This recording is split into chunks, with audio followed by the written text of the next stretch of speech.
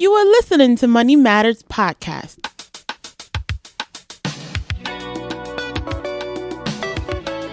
Step into a world full of worth and financial intelligence.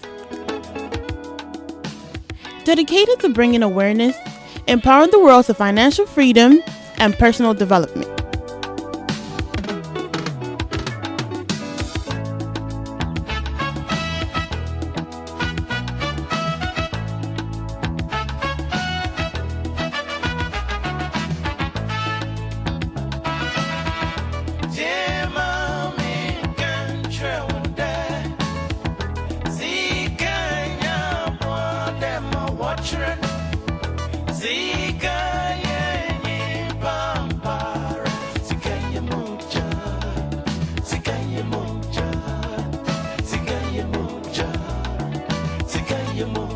Welcome to the Money Matters Podcast. I go by the name Clever Pinero. I'm in the studio with the professional investor, Alex. We're going to be talking about poverty today. We came up with a list, top 10 reasons why most Ghanaians today are still living in poverty. From my understanding, poverty is a lifestyle. Poverty is a mindset, meaning there's a way that we could actually eradicate poverty from our lives. If you born in a different country, I mean, it's not your fault that you were born in a poor country or born into a poor family, but it's your fault if you don't do nothing about it and you just accept things how it is and you die poor. We're going to go over the list and then we're going to discuss it and try to find out how we can stay away from that list or how we could learn from it and improve our lives, our daily lives. Any comments, Alex? Yes, I'd just like to chip in a few things. And as you have said, poverty is a mindset. It's not something that you are bound to live with for the rest of your life. Not every rich person was born rich, and not every poor person was born poor. But all depends on our decisions and plans as we move on along in life. So yes, with that being said, I'm with you. Let's go down the list of those 10 things that we would consider. All right. So the first on the list, the number one on the list is most Ghanaians spend more money than they earn. Not every Ghanaian, the majority of Ghanaians that are still living in poverty, they spend more money than they earn. Meaning their expenses is much higher than the money that's coming in every month. Let's say if the expenses or if they're making $100,000 or $100 a week or a month, they spending about, the expenses are probably like maybe $150 or something like that. So the money that's coming in is basically not enough and is being spent. So you're always coming from behind. And my little experience with that is when you take a look at Ghana, majority of the people, it doesn't matter who you are, whether you're working or not working, you could still be living in poverty. By the time you go through the education system and you get a job, basically the microfinance banks, the little microfinance banks and the microcredit banks, they strategize themselves in a way that they prey on the people, because a lot of people are brought up in a poor family. By the time they finish school, they think this is the time to make money. So by the time they get the job, these people approach them and they put them in a bad debt, meaning they give them high interest loans that these people cannot afford. But they've been poor their whole lives, so through the process of education, when they get exposed to that kind of money, they can't say no to it, or they can't just wait till they actually earn that money. So they will right on the spot, they will start spending their future money on the spot. They will take the loans and they will spend years and years and years. Some of these loans are like 25, 35, 37% interest on them for like 5 years, 6 years, 7 years. So whatever amount of money they take, they wind up paying like triple or quadruple the amount over the years. And you're basically going to be missing payments. Because, let's say you're a teacher or a doctor or whatever you are, you're not gonna make so much money to the point that you'll be paying off that loan so quick. So they're gonna be sometimes that you're gonna miss payments.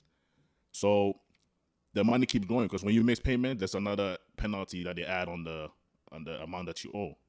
So it keeps going on and on and on and on. You find yourself not interested in the job that you're doing because the money that's coming in is not sufficient and it's not being able to take care of you. So that is my little experience on that, because most people go through that and they don't find a better way to strategize themselves so they could actually bring in more money and bring down the expenses. In that way, you'll be able to save some money and try to strategize that little that you save to find a better way to get out of poverty.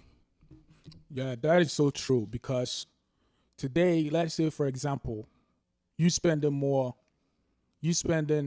what you don't have today to pay tomorrow is pretty much borrowing to go spend and pay tomorrow. And you borrowing today, that means you're gonna pay tomorrow with interest.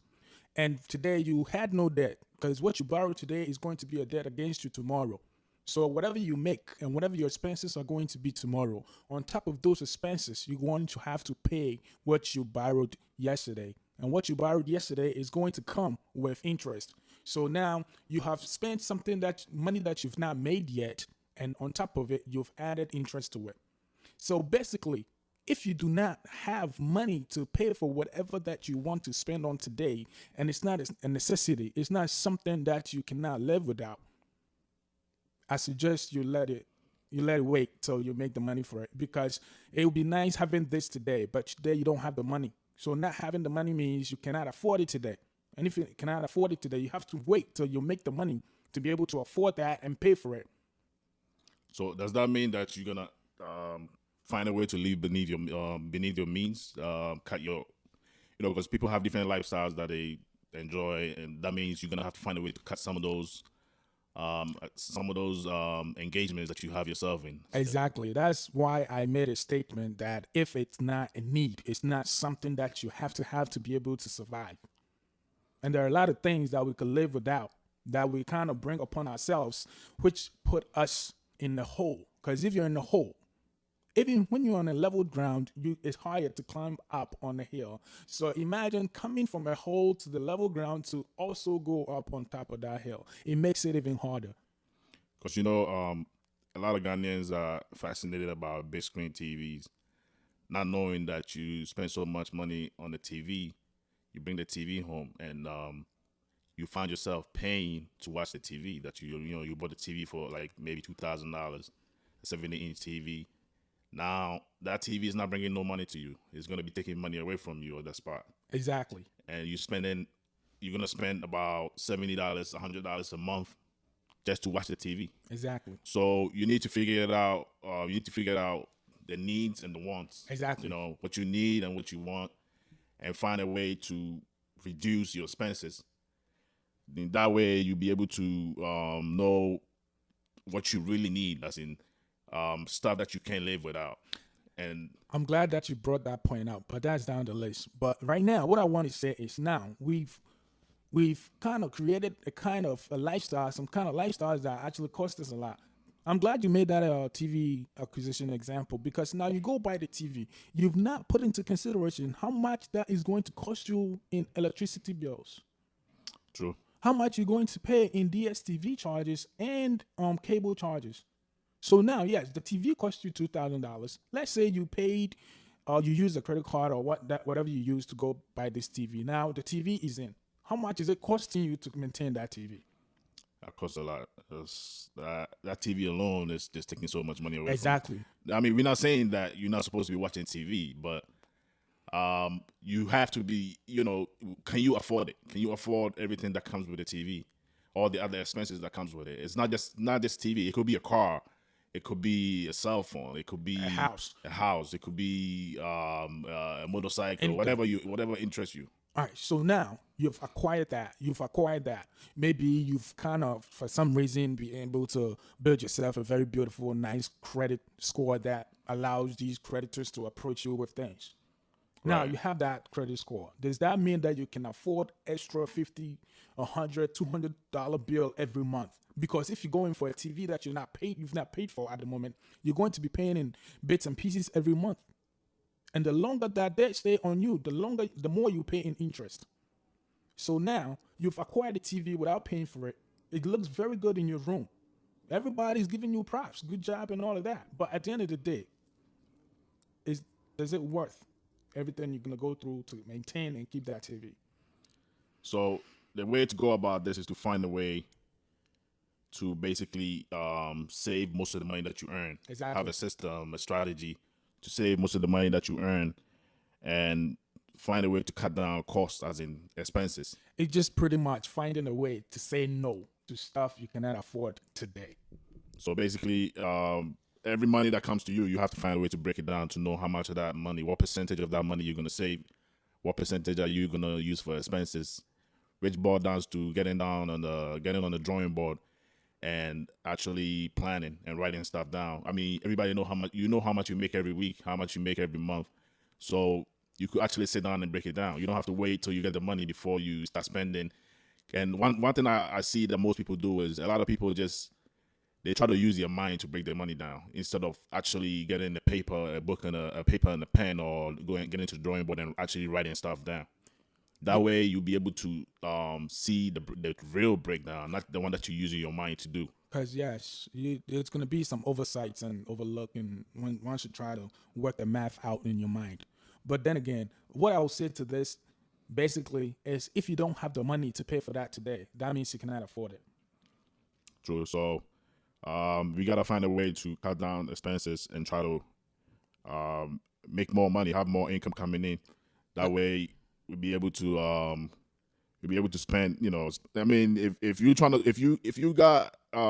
expenses are higher, I guess you gotta find a way to make more money. So you could find a way not to spend more money, but to have more money coming in. Yes, like I said, you have to find a way. You have to learn to say no to stuff you cannot afford or you cannot pay for with cash today. With that being said, also, if the money you have today is not enough to pay for what you want to get and have some left over or saved for tomorrow, that also means you cannot afford whatever you're trying to get today.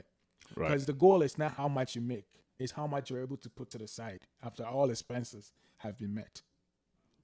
All right, so that was the number one on the list. Most people are spending more money than they earn. So I guess the advice is to find a way to basically spend less and try to earn more money. Definitely. If you have just one job or one stream of income coming in, you got to find a way. If you want to maintain your spending habits, you got to find a way to basically have more money coming in. Yes. That way you could offset the equation. Whatever your stream of income is, you have to find a way at the end of the day to put some to the side after all expenses are done with. All right, so we're going to get to number 2 on the list. The number 2 on the list is most Ghanaians take advice from unsuccessful people. One of the reasons why a lot of Ghanaians are living in poverty today is because they take advice from unsuccessful people. This one is a little tricky, but I kind of feel the same way about the number 2, because I mean, if you want to be successful in whatever field that you're in, you want to go to the people that are actually in the same field doing it. You want to take their advice and find out what they're doing right, what they're doing wrong, how they're approaching situations. It's basically having a mentor, somebody that is doing whatever you're doing, whatever you're trying to do, and you just follow their steps. I mean, you can't go wrong. So I'd rather go to somebody that, actually is doing or has done or has been successful from what I'm trying to do. All right, I'm with you on that. Definitely, we all need mentors. And, trying to get into a field that you've never been to before, you're going to have some difficulties trying to make it. So going to somebody who've been there and done that will give you the upper hand that you need to be successful. But with that being said, also want to take it from another angle, being that there are unsuccessful people for a reason. They're unsuccessful because they made some choices and some decisions and some turns that probably shouldn't have been. So you can also talk to these people who were not able to make it, not talk to them, but you can take their advice on where and how they messed up, where and how they couldn't get to the top. So that way you will use that information to your benefit, knowing very well that if I take the route that this man we will end up on the same spot. And that's not a spot that I want to be. That's not my desirable spot. So now I know that he got there because he took X route. And now I don't want that destination. So I'm going to be very careful and not do the same mistakes or decisions that the same person who ended up unsuccessful made.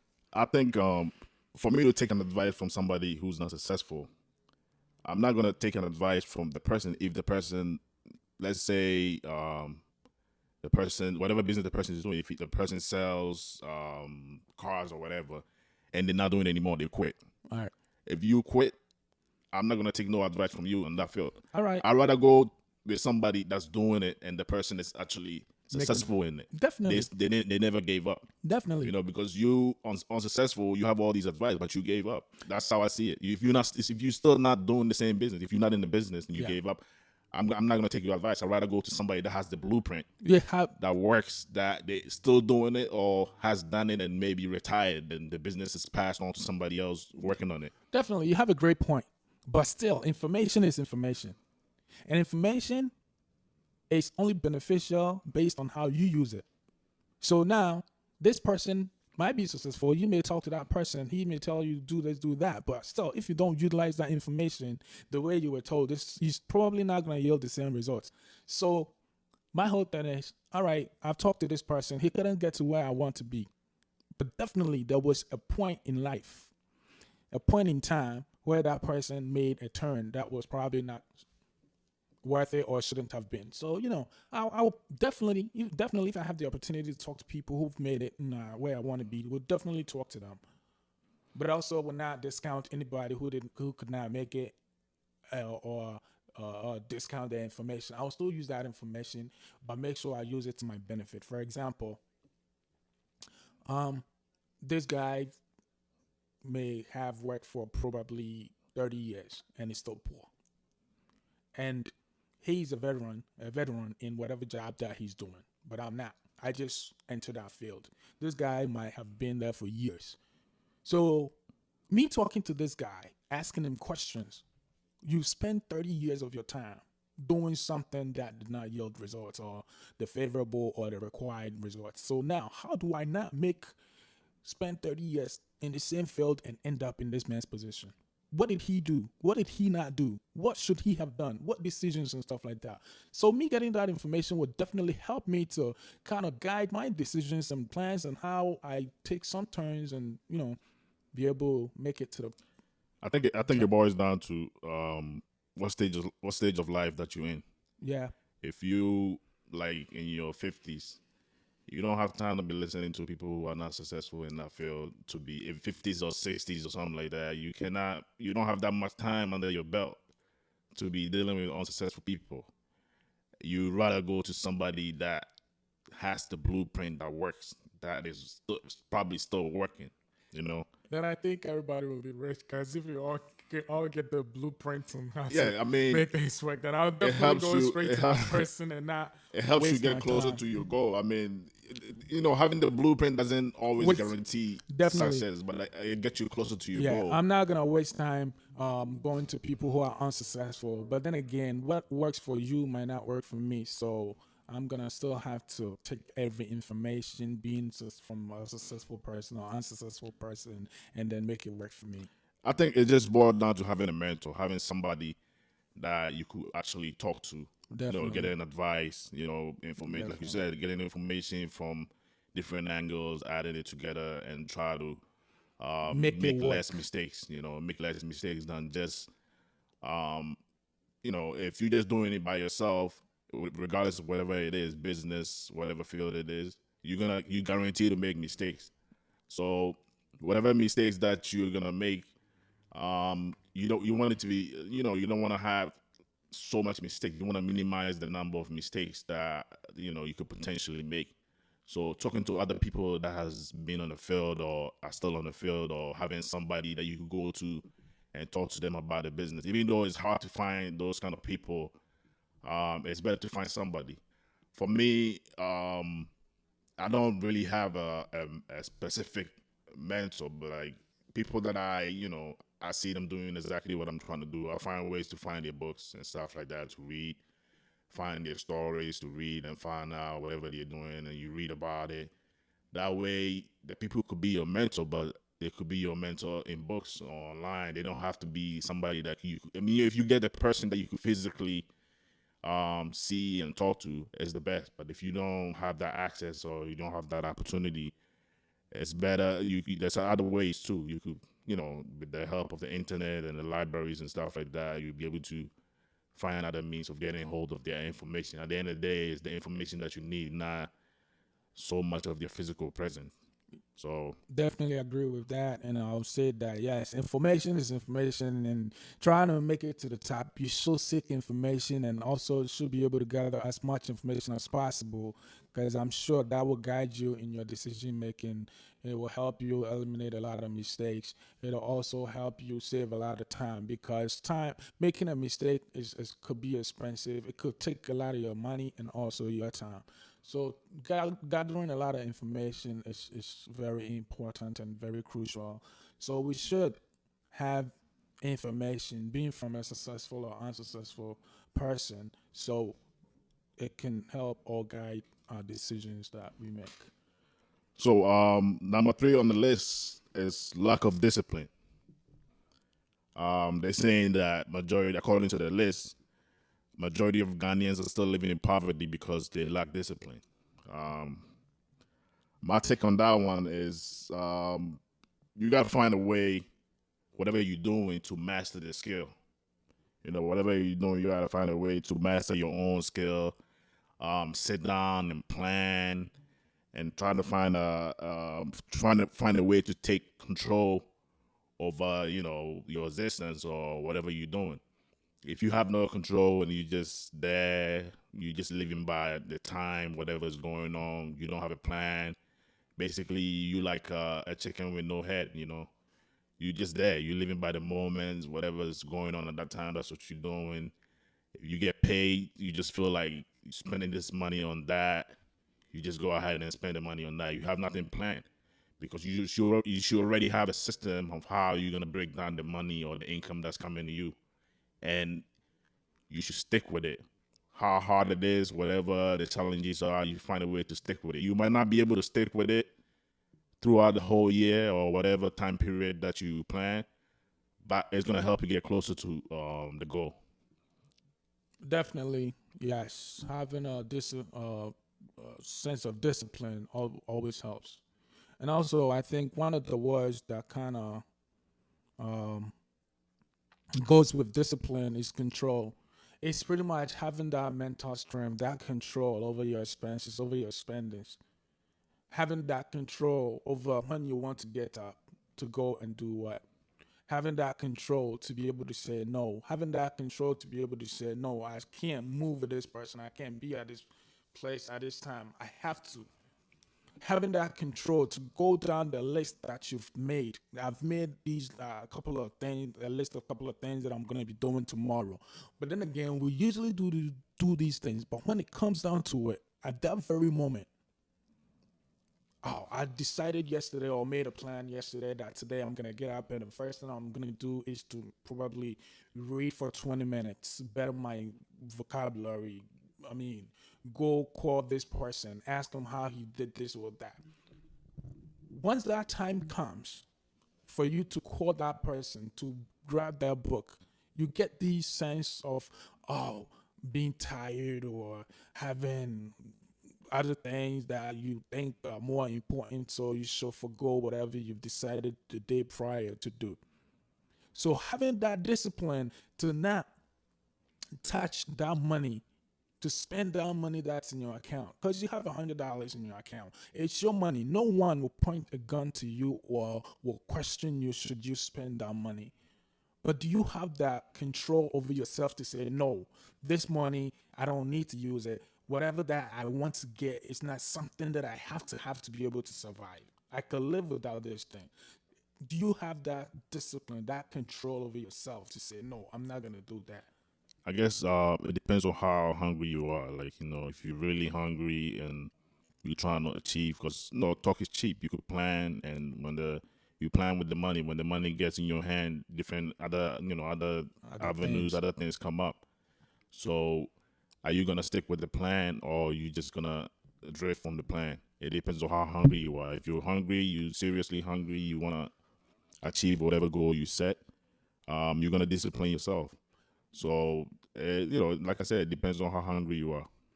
Yes. So we all know waking up every day to go to work is no easy thing, and we don't want to do that every day of our lives. So we'll probably hit you know, the bed to the point where we can't get up and rock no more.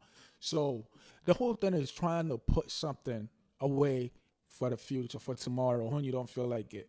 Do you have to work or you want to work?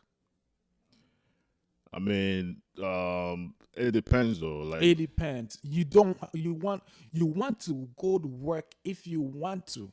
You don't want to put yourself in a situation where you're going to have to work every day, because if yeah, you don't. that's basically you want to be able to control your own time and your own decisions. Exactly. You want to put matters into Exactly. your own hands. Exactly. So you want to call the shots in your Exactly. own life. So Yes. So now going down the list of the 10 things that kind of put us in a position where we always have to get up and run every day because we have no choice.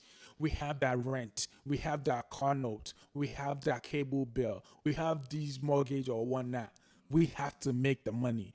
Now, having the discipline not to spend that extra $100 is what's going to add to another $100 tomorrow to get you to the position where you'd be able to live how you want. yeah, so basically you don't want to put yourself in a situation where you're living paycheck to paycheck. You're just waiting for the next paycheck to come in. You don't have that. You're not gonna be able to survive if you were to lose your job for the next 6 months or 3 months. Oh, And when you think about it like that, maybe it will motivate you because you should be able to survive without your job for at least 3 to 6 months before you find another job or you find another avenue to make money. So if you can't do that, then you gotta wake up and smell the coffee. that's a whole topic that we would dedicate another whole show to and talk about having that emergency fund. So But basically, what they're saying is we have to learn to be disciplined with our money and our, daily activities, pertaining to our finances. So basically, that's what it boiled down to. definitely, and having I like to use the word control, because discipline to me seems like somebody is over you trying to tell you don't do this and do that. But controlling is you telling yourself, no, I'm not going to do this. And basically, we just have to have that control over Yeah, ourselves to make that decision that we have $1,000 in our account. It's our own money, but we right. don't have to use it because we could survive without it, without using that money to buy that specific or particular thing we're trying to get. We don't have to go get it to be able to survive. That new shoes that you saw at Macy's, you don't have to rock those shoes to be able to live. Right. I mean, to be disciplined kind of come from you self motivating yourself. It comes from self motivation because you're saying that it feels like somebody's over you. You have to be over yourself, trying to Exactly. basically, Exactly. be your own boss, kind of, and motivate yourself to achieve the goals that you're trying to do. I understand that. I understand that, but I said control because of how we've used the word discipline. I remember back in school in Ghana how the teachers used to say, "I'm going to discipline you." So it has that stigma with it. So once you say discipline, I kind of once you tell me that discipline, I kind of put that block between myself and that word. But yes, me having that power, me having that control of myself, that's everything. So we have to be able to develop that discipline, that control that will help us tell ourselves that, hey, I have $5,000. It's my own money, and I can use that money, probably 1,500 of that money, 2,000 of that money to buy the new iPhone that just came out. But do I need that iPhone? You would need that control. You would need that discipline to say, no, I don't need it, so I'm not going to. I mean, nobody's trying to knock the new iPhone or whatever that you're trying to get, but at the end of the day, I think if you live in poverty, you know yourself. And if you can't afford that, some people can afford the iPhone, some people can't. So the people that could afford it, I'm sure they budget themselves in a way that they can afford it. They make more money than they have more money coming in, they could buy it. Depending on, what stage you're in, what kind of investor are you? Are you concentrating on buying assets and not spending, wasting time on things that you're buying that are gonna take money away from you and all that stuff. So it depends on what stage you're in. But if you could afford it, you know. You can't afford it, you also know. So that will be it on the number 3 on the list. So number 4 is no investments, meaning one of the reasons why most Ghanaians are still living in poverty is because they have no investments. I mean, my take on this one is there's two types of investment. There's passive and there's active investments. The ones that, the active will be your own business or you spending your time and stuff like that trying to make money. An example would be somebody that has a job. If you have a job, that's like the only money that's coming in. You have no other money coming from any other source, no other stream of income. So you only rely on your job. You don't have no passive income coming in. Meaning, an example of a passive income would be investing in other people's businesses. It could be in a bank. It could be anything that's gonna bring you money Anything besides your job. Anything that could bring you money besides your job. that you're not actively involved in. Like you Right. don't have to wake up in the You don't have to morning wake up to go in there. You could be sleeping The money just and still says, making money. You could be sleeping and still have money coming into the account. yes. So I think what they're trying to say is you shouldn't just rely on your job. You gotta find other ways to bring money in. All right. Other ways to bring money. It shouldn't be just your job because it's 12 months in a year. Yeah. And you want to make sure that you get paid at least every week or every 2 weeks or every day. You want to get paid every day, Every hour. Some people Honestly, getting paid every hour. Yeah. And if you live in Ghana, you get paid 12 times a year. Yeah. It's hard to wrap your mind around getting paid 12 times a year. While some people getting paid every hour, every minute, every day. Why you gotta wait 12 times? By the end of the month to get paid. Yes.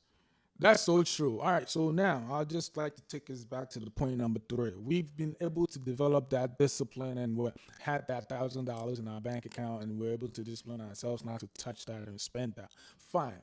That $1,000 in your account, how much are you making off of that? You actually losing money. You're losing money just having that money sit there. So now you have to find other ways. You're able to put a little to the side. You have to find other ways to have that money also bring in more money. Have to have a way to have that money work. Because at the end of the day, if money is just sitting, you are just wasting time. It's just costing you more money having just money sit. For example, you put about $200,000 into a house. You bought a house and you put a down payment of $200,000. Excuse me. That $200,000, it just sits in there. It's just doing nothing. Right. Meanwhile, there are other avenues that you can explore to have that money invested in that can also accrue or some interest or bring in some interest or money. So we should always have that mindset to try to look for other ways that we can also generate income from, because we have money just sitting, it's just wasting time, because time is money and money is time. Right. So having that money just sit there over time, if you should even make $2 over $2,000 every day over time, that can also add up. That's true. So basically, we gotta find other avenues to make money besides our jobs or whatever we do for a living, because our jobs are only gonna, help you make a living. You're not gonna have extra money coming from other avenues to be wealthy or to try to create some wealth or try to be rich. Because when you pay attention to most of the successful rich people on this planet, they all have multiple streams of income. Nobody is just having just one source of income.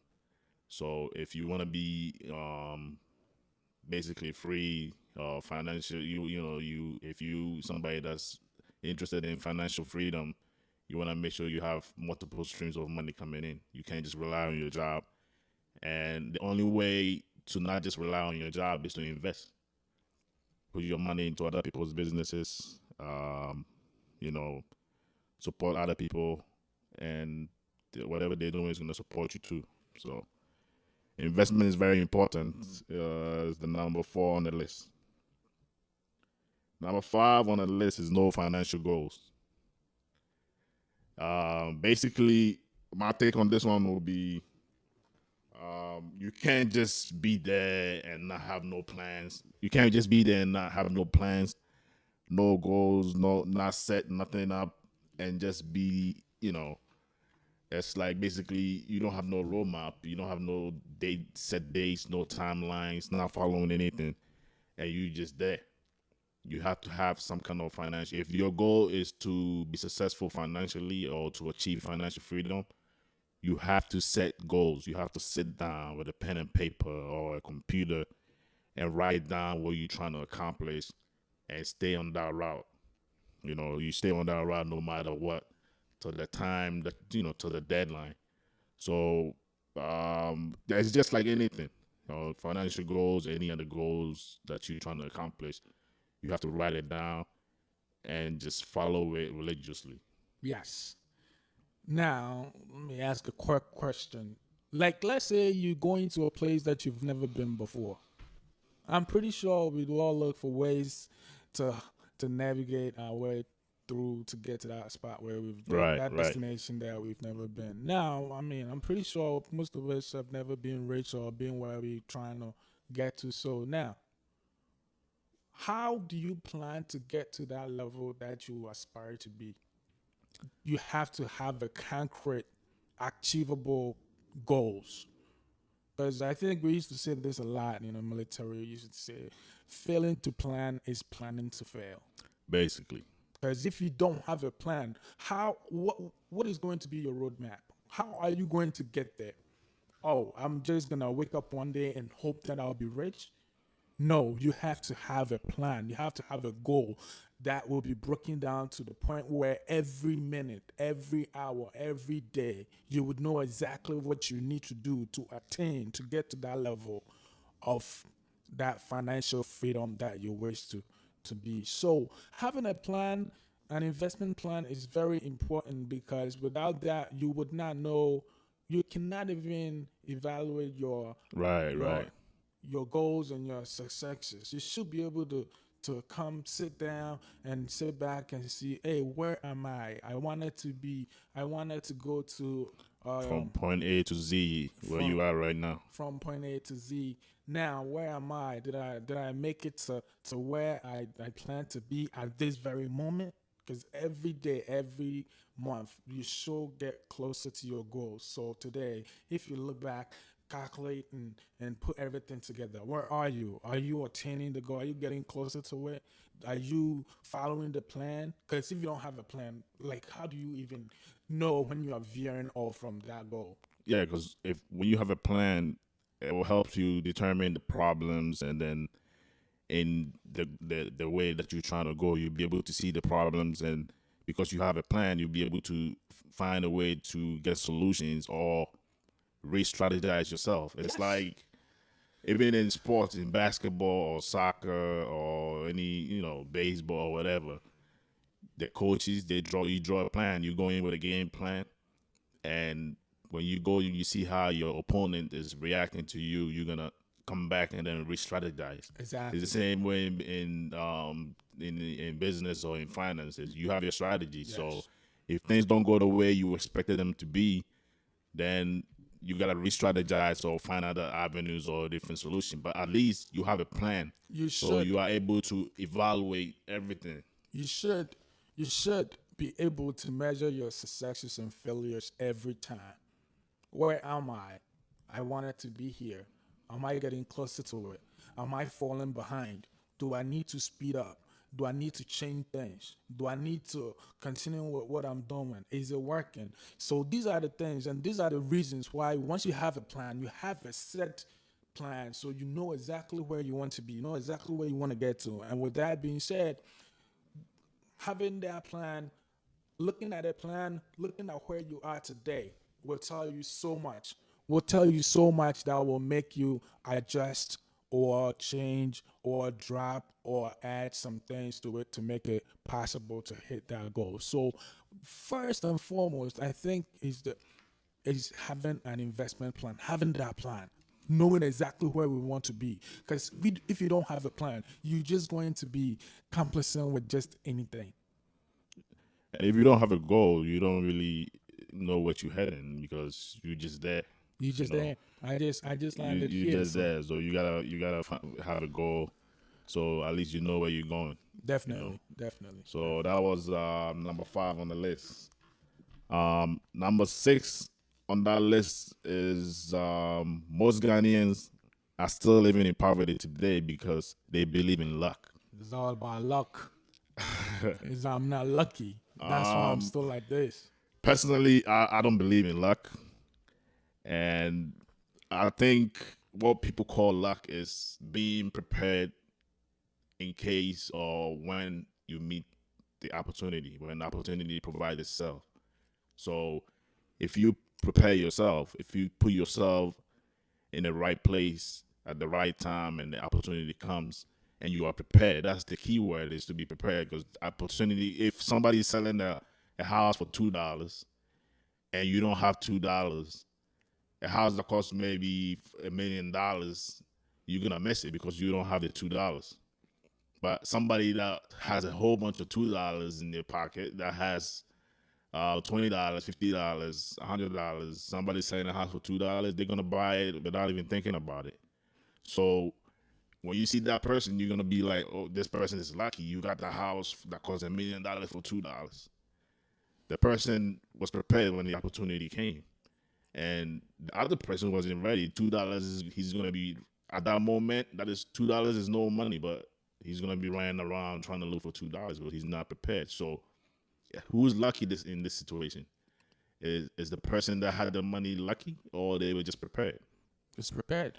So if I heard you right, it means having that preparedness, that mentality to jump on that opportunity whenever it drops. Yeah, you just basically have to be ready. You have to be always preparing yourself, even if at that moment, whatever preparation you're doing, you're not seeing the time that you're gonna use it, but you have to be always prepared. Like, you can't just be there and hoping that something happens. Because for me, if you hoping, it's like basically you just begging. You're like a beggar, kind of. You begging for something to happen because you're not doing anything about it. You leaving it.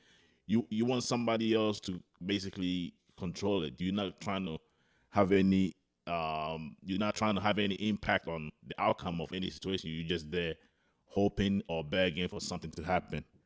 When the opportunity comes, you might not be ready. So you want to make sure you put yourself in a position where you are always ready financially when any financial opportunity pops. Exactly. Just waiting on luck is pretty much just sitting there doing nothing. And then it's not what do you want to do. It's how do you get to what you want to do or where you want to be. You have to have that control, that impact on whatever that happens to you. You cannot just sit there because luck, you have no control over luck. Yeah, basically you're waiting for something out of yourself. You don't Something out of yourself to influence something. you don't You have don't want to have you don't want to have any part of it. You're just waiting and hoping something better happens to you. exactly. You're gonna be waiting for a long time. Two people fishing. One just got a hook and the other one has a boat and a hook. So now the one with the boat will go deep into the waters and go fish there because obviously there are more fish there. So once he catches a lot of fish there and comes back to the shore, you're gonna tell me he was lucky? You can say it like that. All right, let me hear your part to that because if you're not willing to put the necessary investments into acquiring a boat, definitely you're Basically, if you're not trying to put in the work, exactly. how are you? So all I'm saying is we have to take things into our own hands. We cannot sit there and expect people to drop some type of money or something that we will call luck Yeah, into our hands. you gotta learn to take matters into your own They hands. have to. You wanna be the star in your own world and try to make things happen. You can't just wait for somebody else. I see a lot of Ghanaians with that mentality. Like they keep saying that you writing the book. If you don't like the role you're playing, change your role.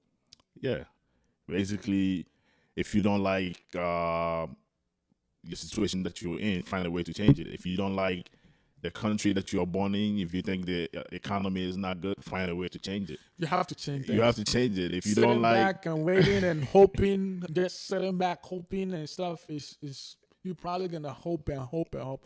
That's why I think if you're making less money, find a way to make more. apply yourself more. If you gotta find other, you gotta find other avenues to make it, find out legal avenues to make it, find a way to make it. But you don't just sit down And just wait for things to happen. Your supervisor to or your manager to increase your hourly payment, or for the hospital to start paying you more, for the business, other businesses, wherever you work at. You don't want to leave it into somebody else's hands. You want to be prepared. Like, you could be at a job and maybe that job might not require you to have your master's, but you go ahead and get your master's Anyways. and you're still working. If the opportunity comes that they need somebody to be a manager or whatever, a supervisor or a director or whatever, you're going to be one of the people that they're going to consider, because they know that you have the qualifications. you have the qualifications. But if you just there, you don't, you feel like, oh, well, I mean, I don't know when they're going to need somebody to be a manager or whatever. They're going to need somebody to run that or do this position or be that position. And you don't acquire the necessary skills or the educational requirements that they need, and you're just there. When the opportunity comes, they're not going to look at you. Definitely. The person that has the requirements is going to get the job. Yeah. And somebody else is going to tell them they're lucky. Exactly. Wow. That's why I asked. So if somebody prepared themselves, went to school, got their masters while they were doing the job that didn't require masters, and now a position opens up and it requires somebody with a master's, and that person gets placed in that position, then you would tell me he's lucky? Yeah. So basically, luck don't really exist like that. It doesn't really. We doesn't have really to. exist. It doesn't. We have to apply ourselves. We have to upgrade ourselves. We have to prepare ourselves. We have to have ourselves in that position where, when that one-time opportunity comes, we'll be able to jump and utilize it and run with it. So that was number 6 on the list. Believing in luck. Number 7 is excuses. A lot of people, a lot of Ghanaians have so much excuses that is crazy. But they basically blame other people, situations, circumstances for living in poverty. There's so much excuses from the government to the ministers to your parents to your country, your town. It's so much excuses. So for me, you are 100% responsible for everything that happens to you in life. I think so, and I think. Oh, sorry. You're 100% responsible for everything from A to Z, everything that happens to you. If you step outside and get hit by a bus or get robbed, you're responsible for that, because you made that decision to step outside. You can't blame the devil. You cannot blame your grandmother or grandfather, none of that stuff.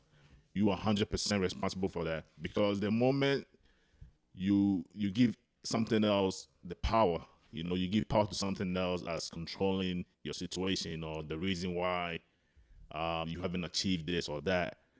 At that moment, you take the power from yourself, meaning until that person or until whoever you're blaming or whatever you're blaming stops doing whatever is doing that is causing you to be living in poverty, you are always going to be living in poverty.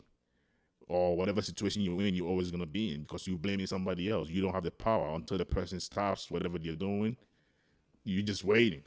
So you have to basically stop making excuses and take matters into your own hands and be responsible for everything that happens to you. If you know that you're responsible for everything that happens to you, you're gonna take the necessary care, or make sure whatever decision that you are making, you're making the best decision. You're gonna spend time to analyze every bit of decision that you make.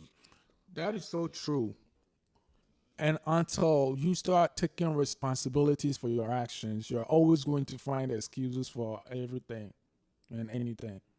Whatever you want to do or whatever you don't want to do, you can have an excuse. You can have a very legitimate reason as to why you cannot do it.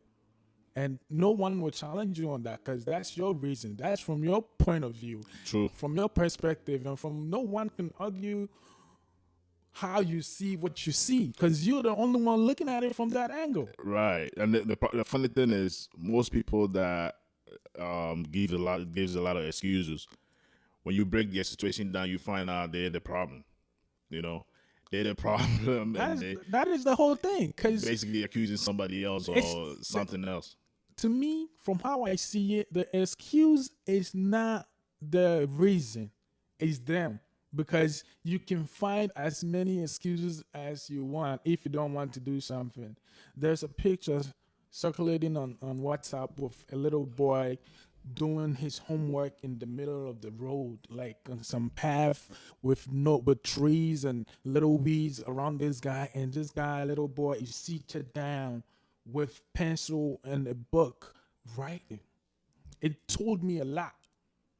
And there was an inscription on it that says, where determination exists, failure cannot mount the seat of success. True. So True. At this point, this guy has taken matters into his own hands.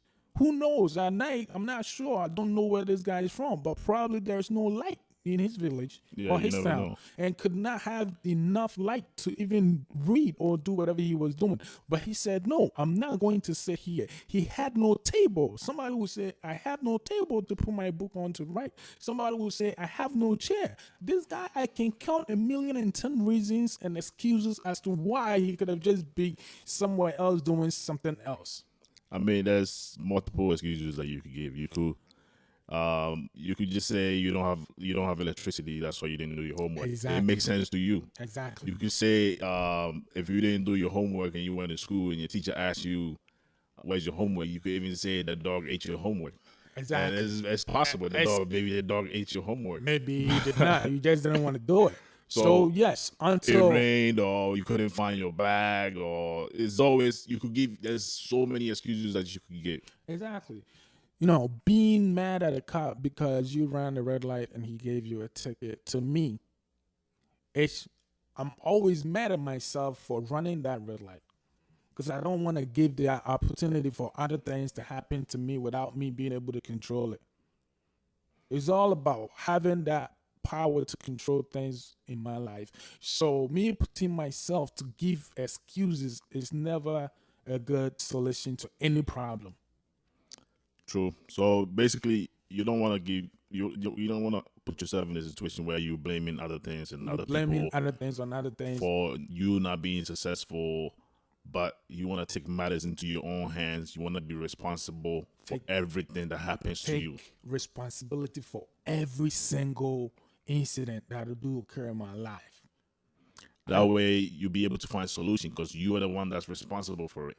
So it's easier to look into yourself to come up with a solution to whatever problem that you're going into. That's the whole thing. Because one time, on my way from Maryland to New York, I stopped by the filling station to get gas. And after I was done, when I took my wallet out of my pocket to get money out of it to pay for the gas, after that, while I fueling the gas, I put the wallet on top of the car, all right, with $1,000 in it. Wow. And my whole focus was just in putting the fuel in the car. So once that was done, I got in the car, drove off.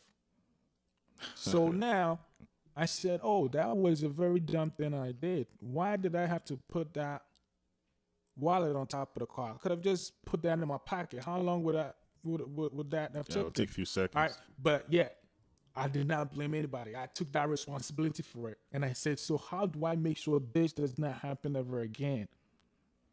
So now I'm putting myself in a position where I'm taking responsibilities for my action. I'm making sure, because that's the thing. Once you take responsibilities for whatever act that happened, you find reasons for it not to occur again. Yeah, because you're looking into yourself for the solution. You You're not find waiting on somebody else. You're gonna be true to yourself. you And find reasons to better yourself. right. You find reasons to eliminate certain things from your life that keeps dragging you behind. So until we start taking responsibilities, until we stop giving unnecessary or necessary, it may be unnecessary or necessary, it does not matter.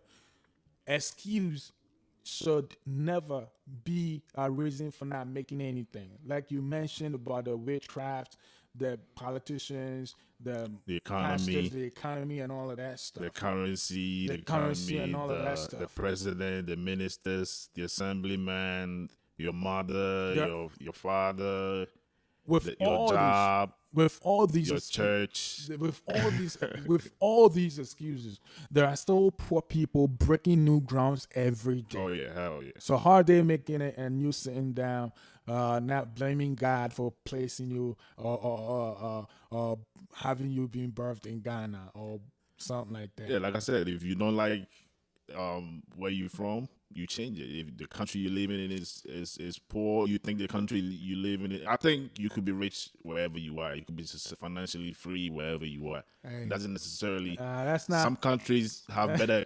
Some countries have better economies. But then again, that's not But even. That's not how a lot of Ghanaians see it. They could be- see everyone in America to be rich. no, it's not. It's Most not like that. people There are don't- people living in poverty in America. Not even just poverty. There are people with no homes. There are homeless people and not mad people. Because Ghana, once you see somebody living on the streets, you think they're crazy. They're There's not. actually more homeless people in America than in Ghana. There are people who are actually sound people, insane people, still living on the street. So, So basically, excuses are for losers. Excuses are for losers. You don't want to be a loser, so you don't want to be giving excuses for everything. You want to take matters into your own hands. And be you have to- responsible you for have to take everything that happens to you. responsibility for your actions. That is very important, because that's the first step to solving that poverty, cracking that code for poverty. So let's take responsibility for our actions and make sure we do not give anyone, like you mentioned, anyone the power to Right. to be able to control our lives, or have us thinking that they're the reasons why we're still poor. We have to If make you it happen if for you us. believe there's some witch that's making you poor, until that witch is gone or that witch is dead or whatever it is, you're always gonna be poor. Yeah. If that's what you believe. Yeah, and I've always said that witchcraft and spirits and these things are the reasons why we stop thinking. We Africans don't think, because if it's that witch, it's that supernatural power doing it, what can I do with my limited strength? But once we take that matters into our own hands and say, hey, whatever this is, I'm going to research, I'm going to look into it, I'm going to dig deep into it and find out what is causing this very thing, then things will uncover. I mean, it's your life. If you choose not to do nothing about it, then your circumstances is gonna be the same. Things will uncover. So until you decide to do something about it, you just be waiting. Nothing is gonna happen. You don't cause no change. You don't find a way to better yourself.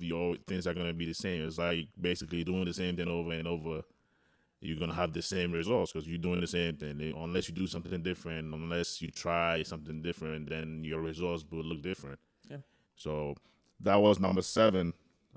Excuses. You don't want to be one of those people giving excuses for everything that happens to you. Number 8 on the list is scared of failure. Most Ghanaians are still living in poverty today because they're scared of failure. Wow. I think where I think this scared of failure thing comes from. I think it comes from the way our school system is structured in Ghana.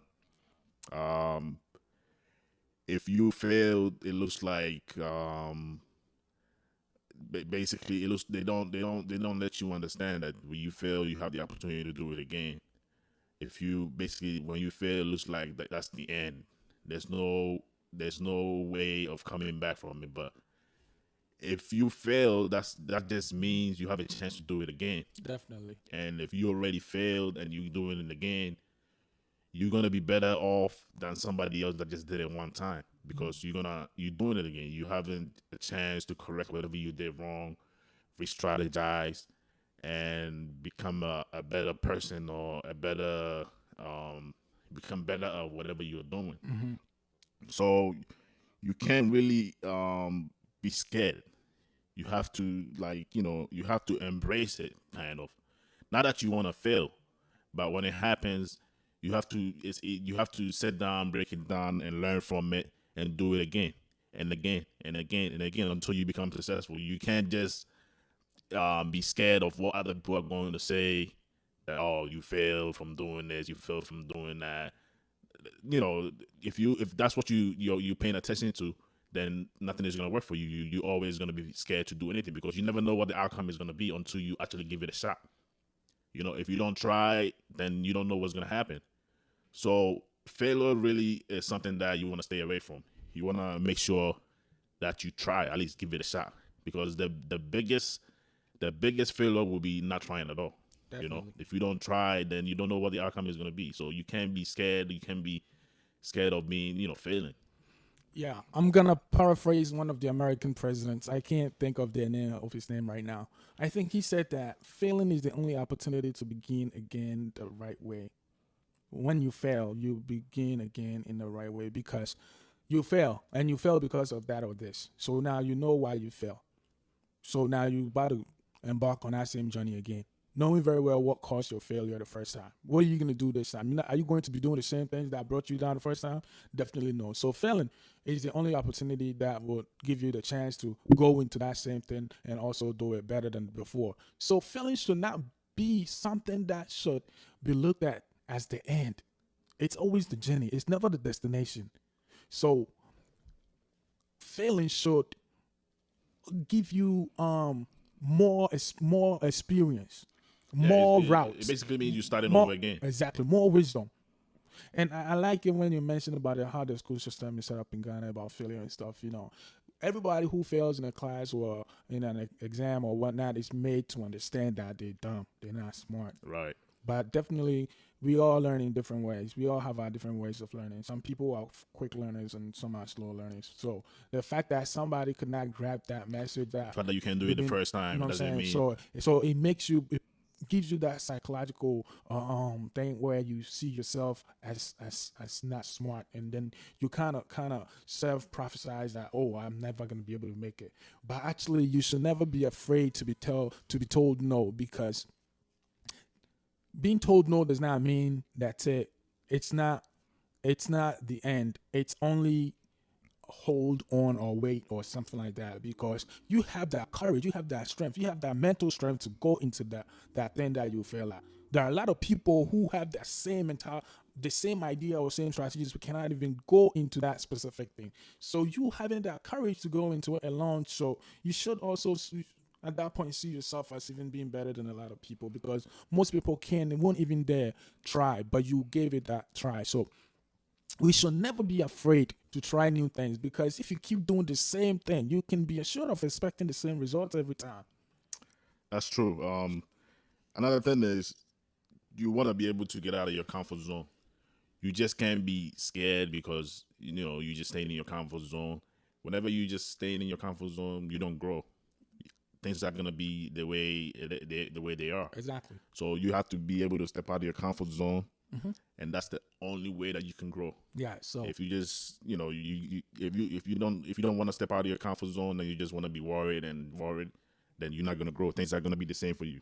Exactly. So if you're that hungry, if you don't want to remain in that position where you're in, being tagged a poor person or whatnot, you have to get out of your comfort zone.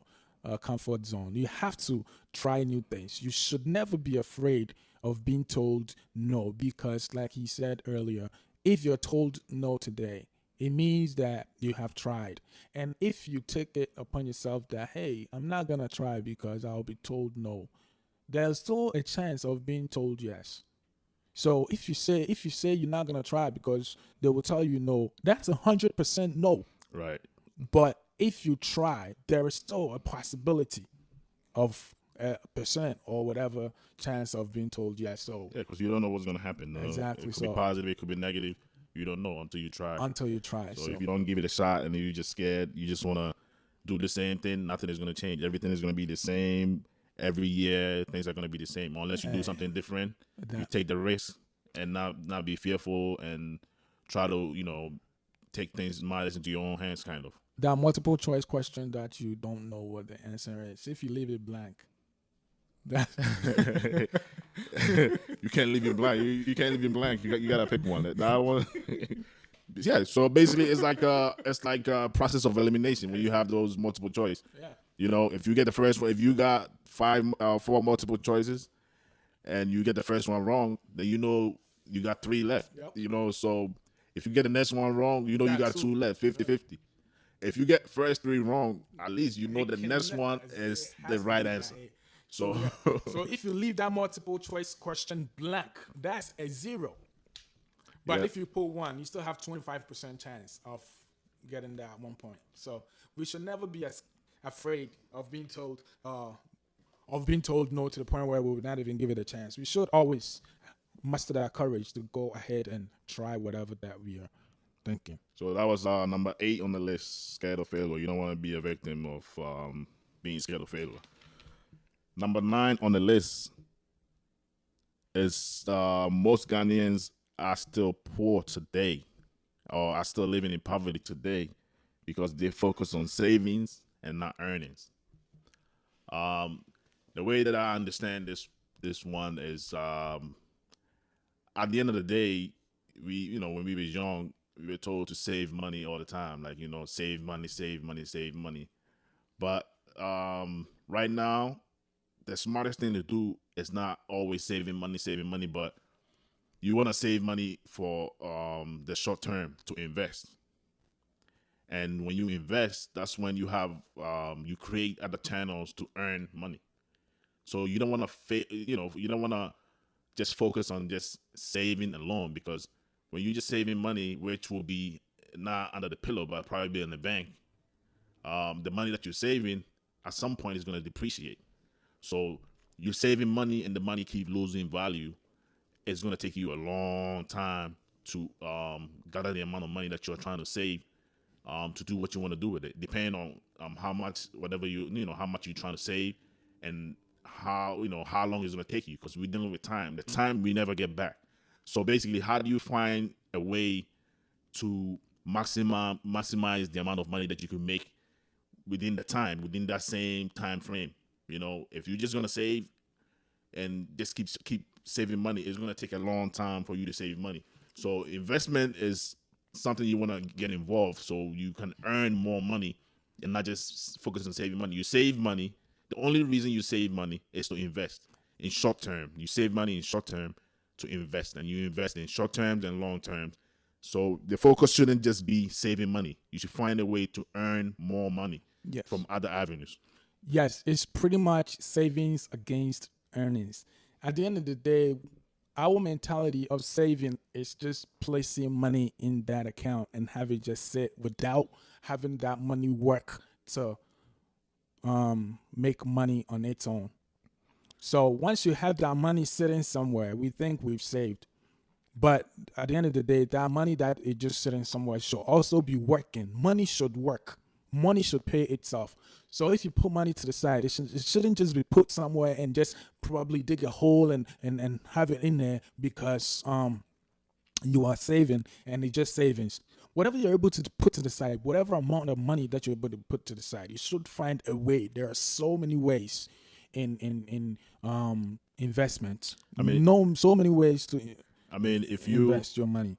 if you living in Ghana and you saving your money in a Ghanaian bank, you have to know that I think the depreciation rate in Ghana is about 14% or something like that. Definitely. So whatever money you have, Now, in the whatever. bank, Let's say you have 100 Ghana cedis in the bank, and the money depreciates 14% in a year. You have lost 14 Ghana cedis in 1 year with your money just sitting in that bank, just sitting there. but if you had the money in something like some kind of a fixed deposit, then you be instead of losing money, it's either you're gonna, in Ghana, for example, you probably be competing with the inflation because That at the end definitely. of the day, your money you still make some money and compete with the inflation rate. But if the money is still in the bank and you're not earning anything, then basically you're just losing. You're still losing money.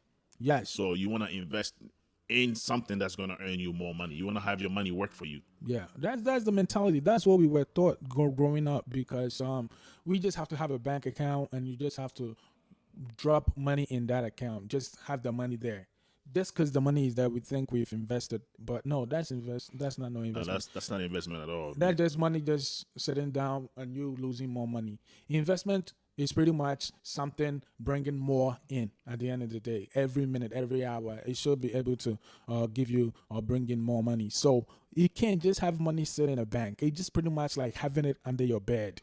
Because at the end of the day, you are going to lose some of it because of inflation and depreciation. So whatever money you have, you should always look into other things you can put that money into for it to also bring in more money. There are a lot of avenues where you can invest your money. Even talk to the bankers, which accounts do give more interest. Because if you're not gonna use money for at least 6 months, and you're just gonna sit there are things you can, the same bank that you were saving, there are different accounts, different treasury bills, different of fixed deposit rates accounts that you can just have the money that is in that same bank. You could drop it, just transfer it from one account to the other. And right there, you're going to be making at least 15, 14, 12%, which is also something.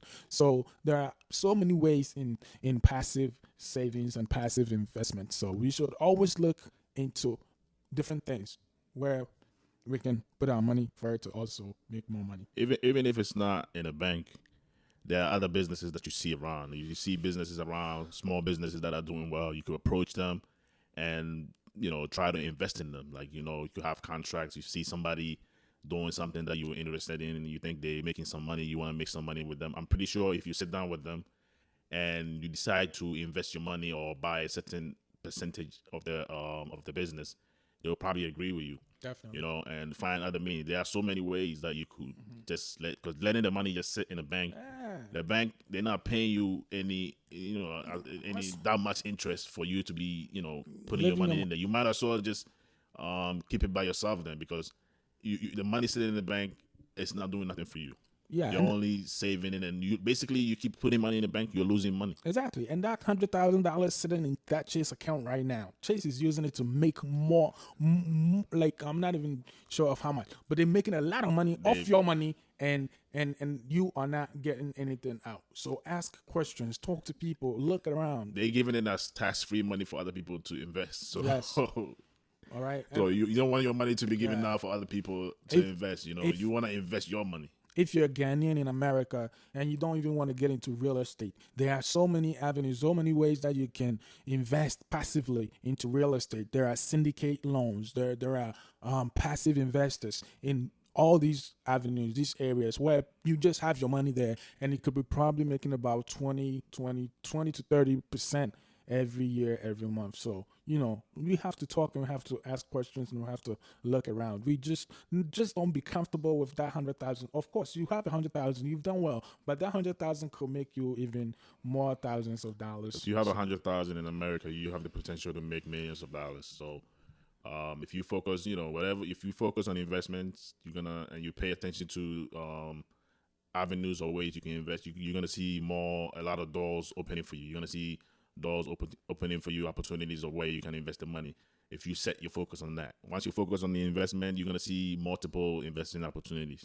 If you don't set your focus on that and you just want to keep your money in the bank, which is what most Ghanaians do, then basically if you just want to live a mediocre life and you just want to be okay and stuff like that, you're not trying to build worth, you don't want to pass on any generational wealth, you don't want to set up your family members, you don't want to help the generation that is coming before you and stuff like that, then you can just save your money, and if it's just about you, then you can just save money, work, and that's about it.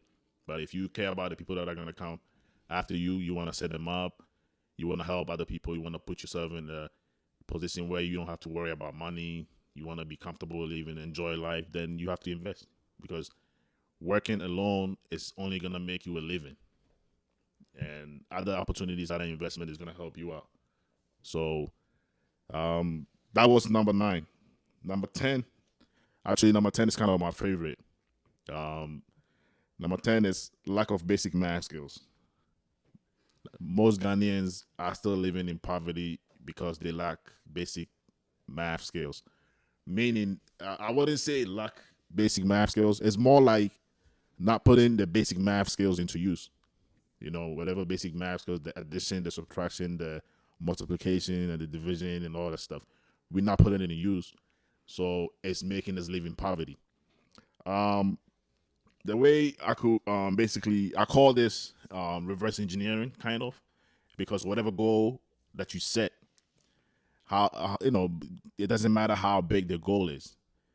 If you just set the goal, or let's say your goal is to make $100,000 in a year, 100,000 is a lot of money.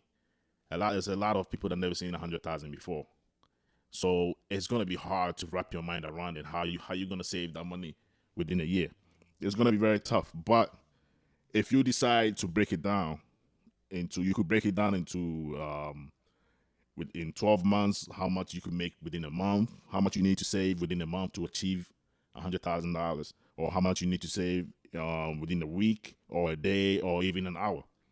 So an example would be if you're trying to save $100,000 within a year, and you break it down into monthly, you find out that you could save, if you save about $8,000 a month, $8,330 something dollars a month, you'll be able to have $100,000 within a year.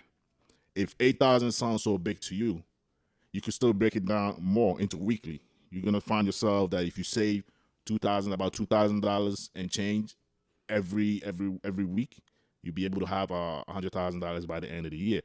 If that's too much for you, you could break it down to daily. You'll find out that if you make $297, about $300 every day, by the end of the year, you're going to have $100,000. If that's too much for you, you could break it down into every hour. You could go into a minute and seconds and all that.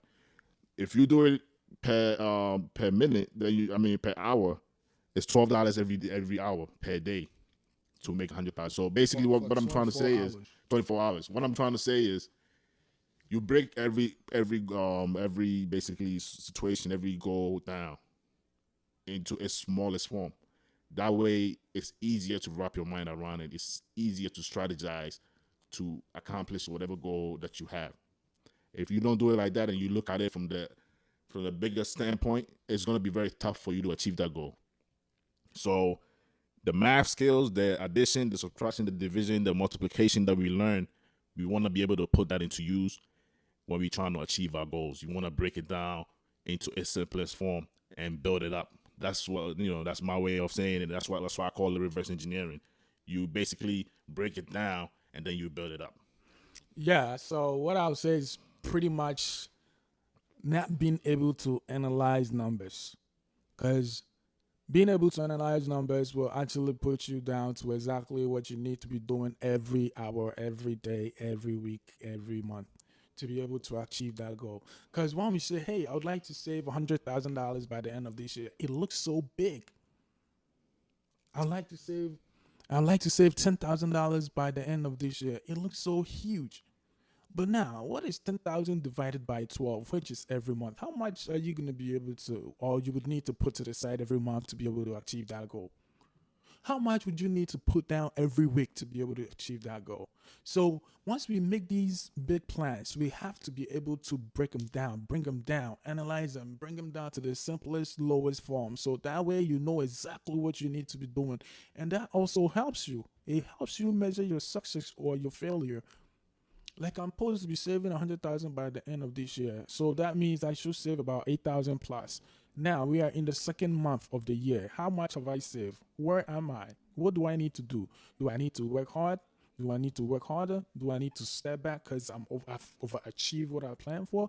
So yes, breaking things down analyzing these numbers, putting your math skills into work will actually let you know exactly what you need to be doing every time, if you're on point or you are behind or whatever you need to do. So these are some of the things that I think if you put into practice, I think our financial status and our financial positions would totally and dramatically change. This one is actually my favorite out of all the entire list. This is the putting the basic math skills into work.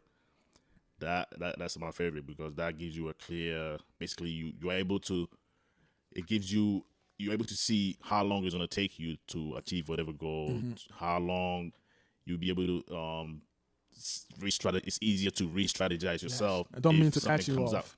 That will also let you know how realistic is your goal. Right. Because if you're making $200 a week and now you set a goal of making $100,000 at the end of the month, how is that feasible? Like, how do you plan to make it happen? Yeah, it makes you're able to see the results before it happens, and also it makes it so achievable because it makes it also realistic. It will help you also to set a realistic goal because you know exactly how much you make and you know how much you need to put to the side to be able to achieve that amount that you aimed. So yes, so there you have it. And if you take your time and you go through all the lists, you listen over and over, you see that some of the lists apply to almost everybody. There's always something to work on. There's always room for improvement. If you stay true to yourself and you pay attention to everything that we just discussed today, you'll be able to see that everybody has something to work on. So you work on the ones that you need to work on, and the goal is to be financially free. Be your own boss, have your own businesses, work for yourself. You want to be able to have whatever you want in life. So the notion behind poverty, I think we assume that people that are not working are the only people that are living in poverty. But there are people who are also working. They go to work every day and they're still living in poverty. So not just any work. There are doctors, lawyers, and engineers. Those top of the line blue white collar jobs. There's most of these guys also in those areas who are also poor, all because they don't put some of these things into consideration. Because once you think you're making that money, so you can just go out and spend. If you're making $1 million a year and your expenses are 1.5, you're going to be poor. You're going to be poor. It's never about how much you make. No. It's never about how much you make. It's all about how much you're able to put to the side. Yeah, how much you're able to save, how much you're able to invest, and all that stuff. So we want to thank you guys so much for listening. We want you guys to come back. This is the Money Matters podcast. We're going to try our best to deliver a lot of information on money. And good information. A lot of good information on money, beneficial information on money that is going to help your day-to-day activities. Or you can recommend this station to other people to listen to. We want to thank you very much. And until we meet again. Yes. So if you have any comments, any questions, anything you would like to add or would like to get into details, you can comment below so you can get at it so we can address some of those things. And if you have anything you would like to add to it, you bring it to our attention and we'll be more than happy to address it. God bless you. All right. That's all for today. Until we meet again next time, never stop learning. Thank you for listening. Subscribe to our channel. Email us at themoneymatterspodcast@gmail.com.